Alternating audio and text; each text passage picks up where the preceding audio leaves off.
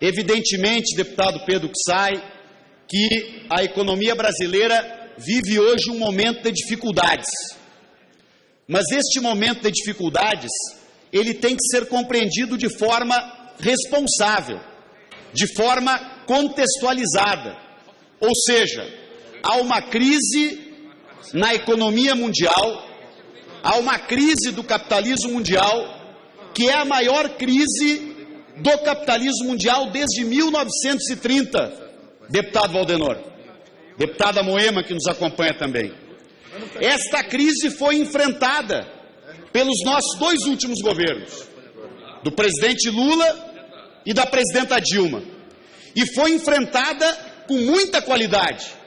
A política econômica dos governos Lula e Dilma conseguiram fazer do Brasil um dos países que sentiu o menor impacto desta crise econômica mundial. Mas é lógico que não aconteceu um estelionato eleitoral, como diz a oposição. Aconteceu, deputado Tato, que a crise econômica mundial é continuada e os mecanismos de ação anticíclica que nós utilizamos na economia brasileira, deputado Manato, têm limites, porque falta o recurso público para continuar desonerando, para continuar ampliando os investimentos em infraestrutura, para continuar melhorando um conjunto de situações que deram ao Brasil, mesmo dentro desta crise econômica mundial, o menor nível de desemprego de toda a história do Brasil. E aqui vem o outro debate com a oposição, porque a oposição defende a política de corte neoliberal. E há uma disputa no mundo inteiro sobre qual a melhor forma de dirigir a economia nos países do mundo. E vejam, porque não adianta a oposição surfar na crise da economia mundial para tentar dizer que a culpada desta crise é a presidenta Dilma. Evidente que o nosso governo tem defeitos.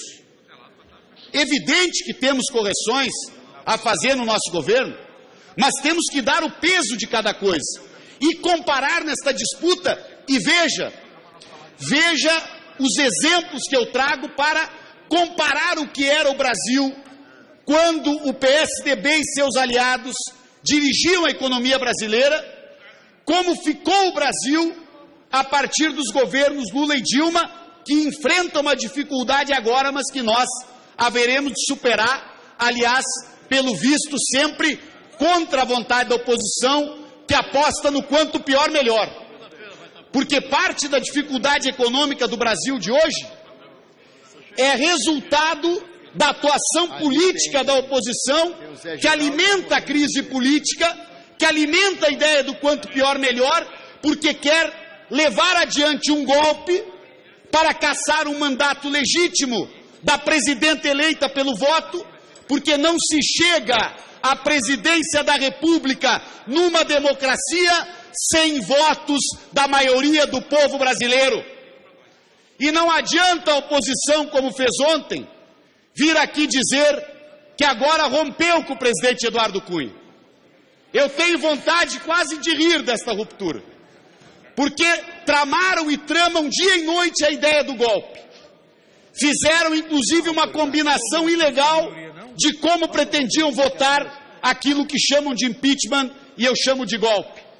O Supremo trancou aquele golpe, trancou aquela ilegalidade que estava sendo conduzida pelo presidente da Casa em conluio com a oposição. E esta crise política dificulta o enfrentamento da crise econômica que o Brasil tem que enfrentar. Veja aqui, eu peguei 3 itens só. Quando começou o governo Fernando Henrique Cardoso, em 1994, o PIB brasileiro era 534 bilhões de dólares. Fernando Henrique e os neoliberais governaram 8 anos. E o PIB brasileiro caiu para 504 bilhões de dólares. Nós governamos 13 anos agora. E o PIB brasileiro foi elevado de 504 bilhões de dólares para 2 trilhões e 300 bilhões de dólares. É assim que nós, de fato, melhoramos a economia brasileira.